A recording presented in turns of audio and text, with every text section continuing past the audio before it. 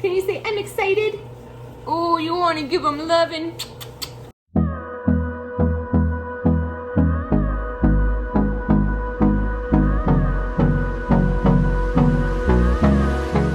Hey there, welcome back to Limabean Living. If you are new here, my name is Emily. Welcome to my family channel. And in this channel, I take care of all things mom.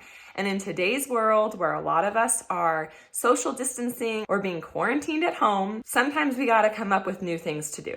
And so I'm actually going to be starting this little hashtag NEWTODO, and I'm gonna be taking you through a series of videos where I just try something new. And today I'm trying something new for myself. I am making homemade soft pretzels. Now, I have been in a group of friends where like they were making them, but I really didn't participate. So this is a new experience for me. And we are going to see if I can successfully pull off a nice soft pretzel. So let's get to this. If you want to join in on the fun, make sure you add that little hashtag NEWTODO to your videos, and let's support each other because we have to sometimes be creative, try new things. And I'm even going to carry this out, hopefully, if the quarantining ever stops. I'm going to try something new when we can go out in the world and, document my experience as well. So let me know in the comments below if there's anything that you want to try that's new for you, and we'll see if it's new for me too. Maybe I'll try it myself. But enough chit chat. Let's look at these ingredients and get started. Okay, so for about 8 soft pretzels, I have 2 cups and 6 tablespoons of flour. They recommend bread flour, but I only had all-purpose, and we're gonna see how this turns out. We have 2.5 teaspoons of salt, 2.5 teaspoons of brown sugar, and 2 teaspoons of yeast. Now, yeast and salt, I'm social distancing right now because the salt will kill the yeast and we do not want that happening. So they are staying far away from each other, and they will even be separated when I put them into my bread machine. I have baking soda for a baking soda bath later on.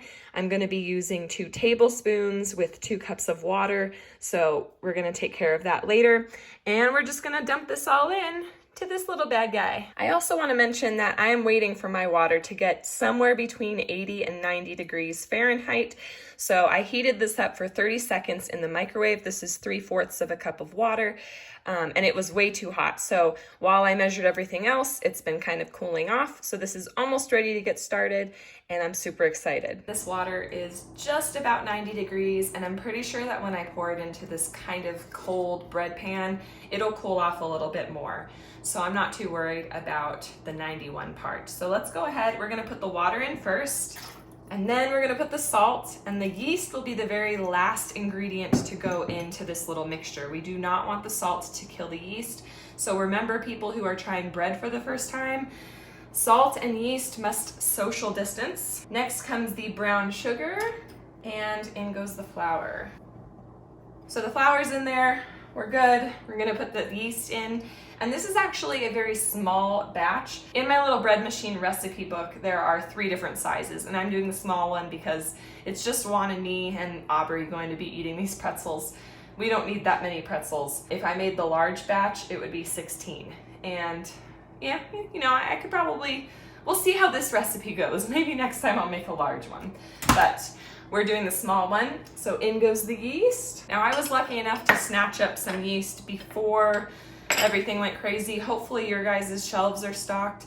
You can always store yeast in the freezer so that it lasts longer. So keep that in mind. You can freeze a lot of stuff.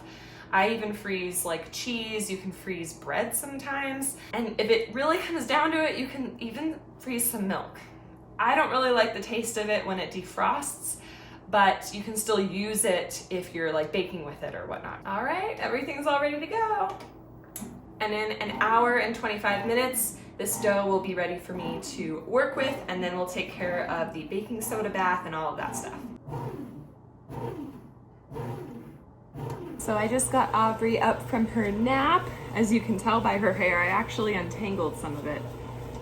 If you follow my Instagram, sometimes you see like I do like a tap to untangle, tap to brush, tap to style. So Aubrey, can you say hi? Can you say I'm excited? Oh, you want to give them loving?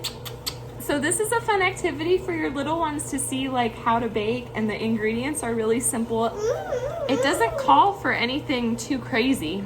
And I gotta say, you don't need a bread machine to make this. You can easily make this with your stand mixer, with like the bread hook, or even you can dump all the ingredients in like a Ziploc bag and have your kids mush it together and make the dough that way. This is just making it easier on me so I can spend some quality time with her, and she won't really understand the whole mixing part. She's too little for that, but it might make for a really fun activity with your kiddos. All right, guys, the machine says this is done. I don't know what I was expecting to see, but this looks a little weird to me. I'm gonna knead it a little bit on a floured surface, and then we're gonna see how yummy these guys are. So as I cut up the dough, I was thinking, oh my gosh, this is a math moment for all of you guys with your kids at home and you wanna teach them something, but we can talk about like doubling and quadrupling and stuff like that with our kids when we cut our dough. And so when we cut it in half, we created 2 pieces. And if we cut each of those 2 pieces in half again, then we're gonna have 4. And if we repeat that same process, keep cutting each of those 4 pieces in half, we're gonna have 8. If I were to continue to create 2 pieces out of the current sized pieces that I have, I would then have 16, 32, 64, and these are, you know, values that we would see in an exponential function. So this is just something kind of cool to maybe talk to your kids about, and an easy way to incorporate math when you're at home quarantined with your kiddos. So the next thing we gotta do is make these guys look like pretzels. And I guess this is what you get when you try something new. I followed the recipe to the T, and these pretzels are looking really dry, so we'll see how they taste when they turn out, you know, after the boiling and the baking soda bath and the bake in the oven. But my only guess, because I've gone through like the recipe a couple times now, just making sure like I did everything right. And my only guess was that I should have put in a little bit more water when I was throwing it in the microwave to warm it up. Maybe just enough evaporated while it was microwaving, and then it didn't actually, you know, measure out to exactly how much water I needed in the dough. I really don't know, but these things are dry. So we might give it another try in the future, but this is our first go. The pretzels themselves don't really look like pretzels. I'm a little bummed, and I think that's because the bread or the dough was so dry. It was really hard for me to, you know, roll them out in like a thin snake-like formation and then try to make a pretzel out of it. But right now I have my oven preheating to 425 degrees Fahrenheit. And these little pretzels are going to rest for about 20 to 30 minutes and let the yeast hopefully still do its work. And then after they rest, we're gonna boil them 1.5 minutes on each side, so 3 minutes total, individually, and then let them kind of like drip dry on this little cooling rack that I have. And after they drip dry, we're gonna go ahead and dip them into this baking soda bath. And the baking soda bath will have 2 cups of water and 2 tablespoons of baking soda. So I'm gonna go ahead and get that set up now so that I don't have to wait when the bread is done rising. All right, guys, it has been like the 20 to 30 minutes. I have the water boiling, so we're gonna go ahead and throw 1 pretzel in at a time, cook it on one side for 1.5 minutes, and then flip it, and then do the other side for 1.5 minutes, and then put it on that dryer sheet, and then we'll do the next step. These guys are out of the little boiling thingy, and they are going to go into the baking soda bath, and Aubrey is gonna go into a bath as well. So I'm actually gonna let Juan go ahead and do the baking soda bath and throw these guys in the oven, and then I will check in when they're all done.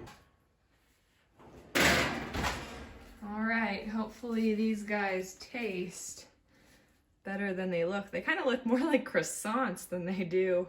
Obviously they don't look like pretzels, but I don't know. They definitely don't have like the texture of a pretzel. I don't know. Like I said, hopefully taste better than look. Juan is gonna go ahead and give these guys our first little taste test. He apparently can handle 400-degree pretzels. It tastes like a pretzel. It tastes like a pretzel, it just doesn't look like one. Show us the bottom. The bottom got a little dark. Is that what happens when you're in charge of the timer? Mm-hmm. Well, I will give mine a taste test as soon as I get her all dressed and ready for bed. So this is Aubrey's second piece, and she is happily eating her little pretzel. So I am taking advantage of her little non-used hand to clip her nails. Aubrey, do you like it? Is it yummy? Mmm. So I'm gonna go ahead and give this a try. I mean, it smells like I would expect. I think the ending tastes more like I would expect for a soft pretzel. As I was chewing it though, it did have like, I don't know, just it doesn't taste bad. It's just a little different than what I expected. I do think that the real probably issue was there was too much or too little water in that recipe. I'm definitely gonna add more the next time. I will try this again, but I'm happy that, you know, I took you guys along for the ride. I hope that if you guys go ahead and try out this little recipe, that you guys like it and that it works out better for you than it did for me. Stay tuned for our next video in this little series. And again, if you are a YouTube kind of creator, feel free to use the hashtag NEWTODO, and let's keep this going. Let's try things that are out of our box, especially now that we are pretty much at home most of the time and, you know, maybe need to get creative with ingredients or other dinner recipes or whatever, using what you have on hand. I know Jordan Page uses something that's called shelf cooking.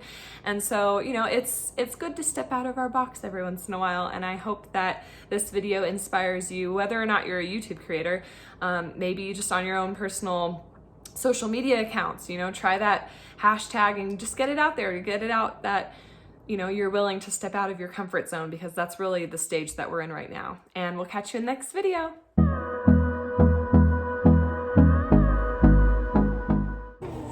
Yeah, the baby. Can you say TikTok? TikTok. Can you say ay, ay, ay? Okay, where's your head? Where's your eyes? Where's your nose? Where's your cheeks? Where's your neck?